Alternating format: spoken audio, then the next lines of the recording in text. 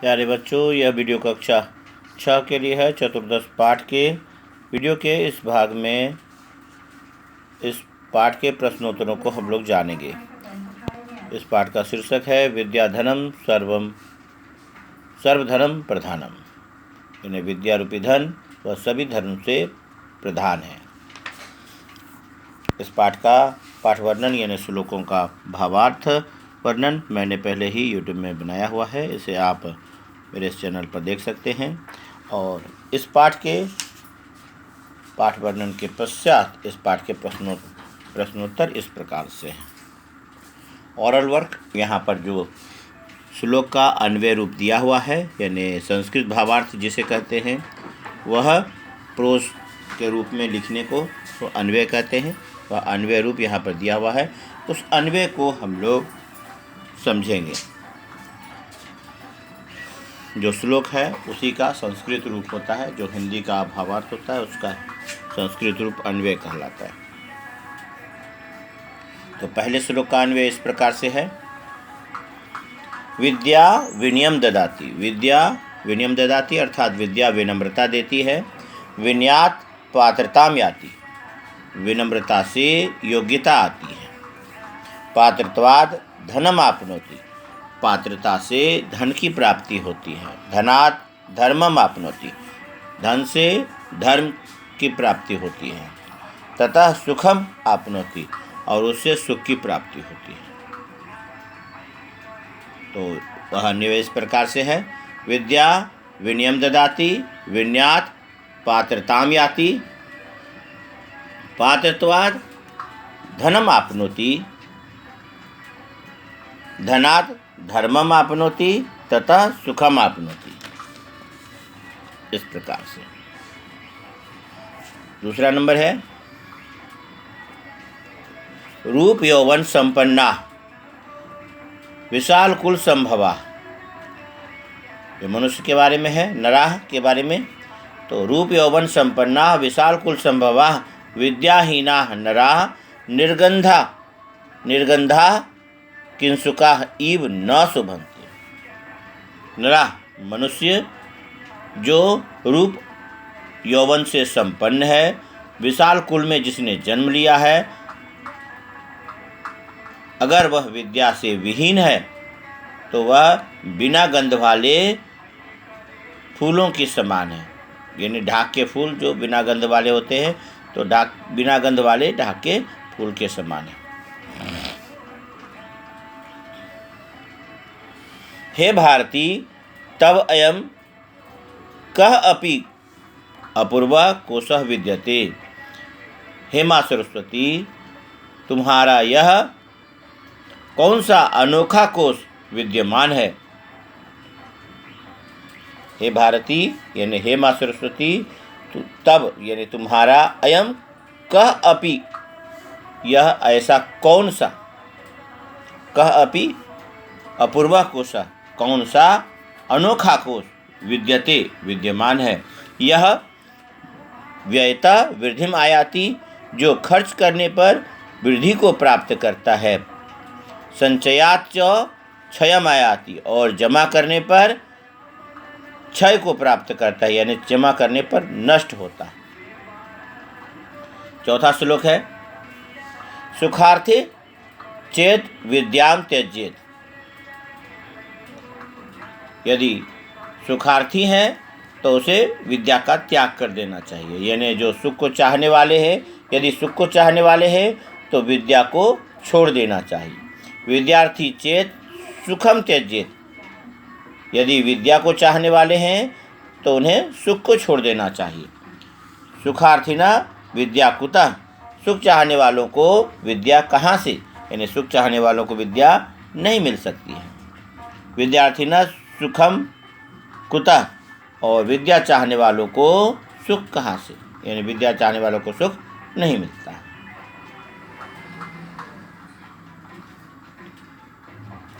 येन मात्रा पित्रा च बाला न पाठिता, जो जिन माता पिता का बच्चा नहीं पढ़ता है, यानी जो माता पिता मात्रा पित्रा च जिन माता और पिता के द्वारा, येन मतलब जिनके द्वारा, जिन माता और पिता के द्वारा बच्चा नहीं पढ़ाया जाता है, यानी जो माता पिता अपने बच्चों को नहीं पढ़ाते हैं। इसे इस प्रकार से कहा गया है, येन मात्रा पित्रा च, जिनके द्वारा, यानी माता पिता के द्वारा, मात्रा पित्रा तृतीय विभक्ति है, मात्रा पित्रा च बालः न पाठितः, जिन माता पिता के द्वारा बच्चा नहीं पढ़ाया जाता है।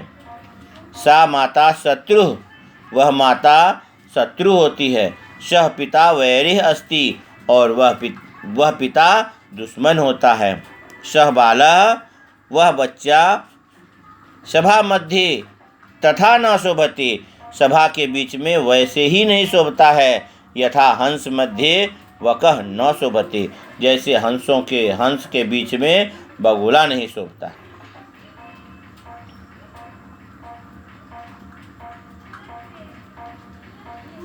विद्या नाम नरस्य अधिकम रूपम, विद्या मनुष्य के अधिक रूप का दूसरा नाम है।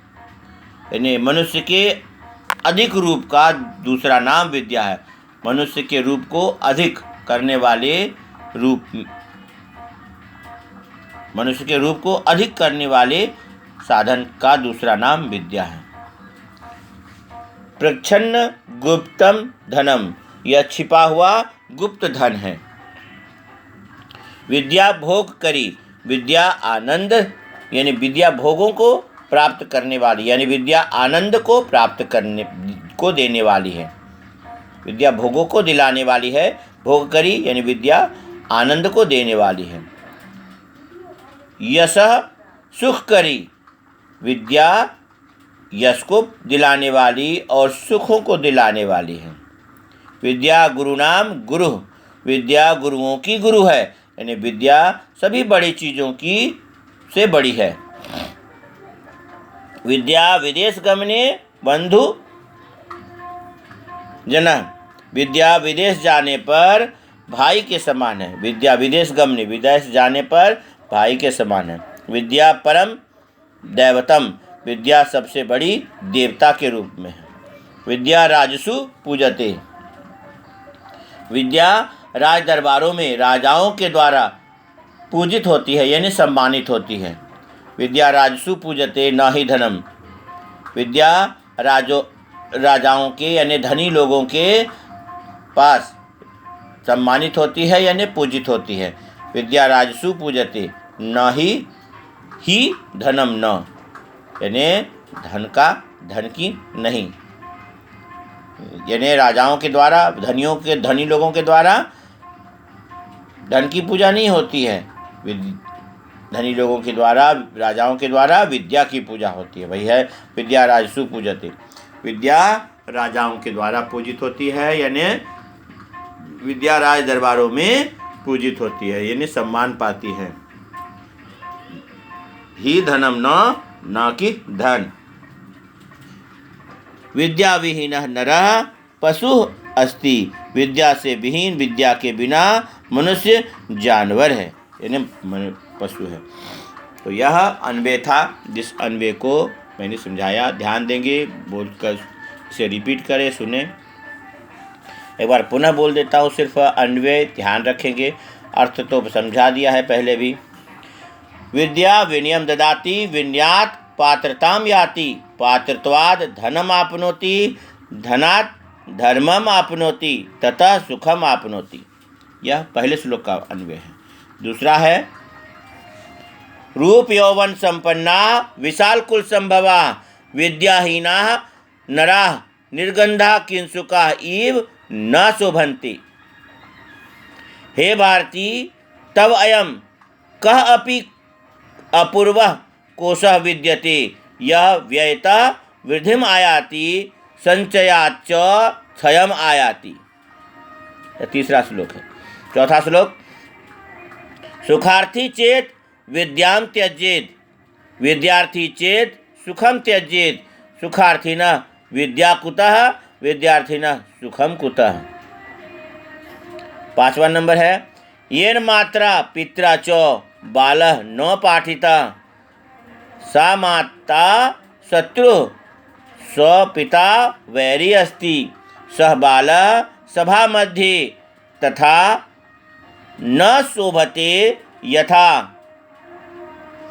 हंस मध्ये वकः न शोभते। यानी वह बच्चा सभा के बीच में वैसे ही नहीं शोभता है जैसे हंस के बीच में बगुला नहीं शोभता है। विद्या नाम नरस्य रूपम अधिकम। विद्या नाम नरस्य रूपम अधिकम। विद्या नर के अधिक रूप का दूसरा नाम है, यानी रूप को बढ़ाने वाले, रूप के बढ़े हुए रूप का दूसरा नाम है। यानी विद्या के कारण रूप बढ़ता है। प्रच्छन्न गुप्तम धनम विद्या भोग करी यशः सुख करी। विद्या गुरु नाम गुरु विद्या विदेश गमने बंधुजन। विद्या परम दैवतम। विद्या राजसु पूज्यते विद्या राजसु पूज्यते ही धनम न।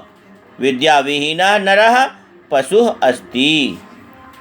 यह इस पाठ का अन्वय था, जिसका मीनिंग भी था और दोबारा मैंने इसको समझा भी दिया।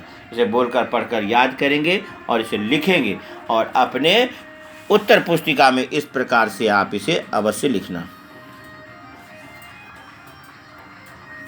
इसके पश्चात दूसरा नंबर जो प्रश्न उत्तर है, विकल्पेभ्यः समुचितम उत्तरम चित्वा लिखत। तो देख रहे हैं जो शब्द है दिया हुआ वह है विनयात किम याति। विनम्रता से क्या आती है, इसका उत्तर ऑलरेडी दिया हुआ है। पात्रताम योग्यता यानी संजता। अंते किम प्राप्यते, अंत में क्या प्राप्त होता है, तो इसमें होगा सुखम। किंसुका कीदृशा भवन्ति, या सुखम लिख लेंगे इसमें। किंसुका कीदृशा भवन्ति यानी ढाक के फूल कैसे होते हैं, यानी बिना जो ढाक के फूल कहा जाता है तो वह निर्गंधा, बिना गंध वाले। जो सुंदर फूल तो सुंदर दिखता है लेकिन वह उसमें गंध नहीं होता है, वह किंसुका उससे कहा गया है। विद्या कुत्र पूज्यते, तो विद्या राजसु पूज्यते यानी राजाओं के पास में विद्या पूजित होती है। तो इसे इस प्रकार से लिखेंगे, विद्या किम याति पात्रताम अन्ते किम प्राप्यते सुखम। किंसुका कीदृशा भवन्ति निर्गंधा। विद्या कुत्र पूज्यते राजसु। इसके बाद जो 3 नंबर है इसमें संधि विच्छेदम वा कुरुत। संधि या संधि विच्छेद करना है तो पहला नंबर दिया हुआ है को अपि। अपि जब लगाना हो और यहाँ पर और इसमें 2 रूप जो बनेगा वह होगा कह और अपि के मिलने से बना है को अपि। ओकार तो हो जाता है विसर्ग, लेकिन यह अ अपने जगह में रह जाता है तो इस प्रकार से ड की तरह लिखाता है, लेकिन इसे अपि कहते हैं, को अपि। तो कह और अपि को अपि। कोशः अयम कोशो अयम। कोशः विसर्ग जो है ओ बन जाता है, तो यहाँ पर जैसे ओ बना था तो कोशो अयम, यह अ जैसे यहाँ बना वैसे यह दोनों सेम है। कोशः अयम कोशो अयम। इसके बाद धनात् धर्मम। धनात् धर्मम, तो धनात् और धर्मम यह 2 रूप होगा। धनात् पहला धन से और धर्मम धनात् धर्मम, तो यह दोधा संयुक्त हो गया। यह तो द में बदल जाता है, हलंत है द में बदल जाएगा और यह ध नीचे लग जाएगा। धनात् और धर्मम यह 2 पाठ होगा। फिर है विन्यात और याति। विन्याद्याति, यहाँ पर भी द हो गया और यह रहेगा ही, तो द और य के मिलने से द्य हो गया, विन्याद्याति। इसके बाद विद्या विद्यार्थिना। विद्या जोर अर्थिना, विद्या को प्राप्त करने वाले, विद्यार्थिना विद्या अर्थिना। फिर है सुख जोर अर्थिना, तो इसका होगा सुखार्थिना, जो लिखा हुआ है नीचे देख रहे हैं, सुखार्थिना।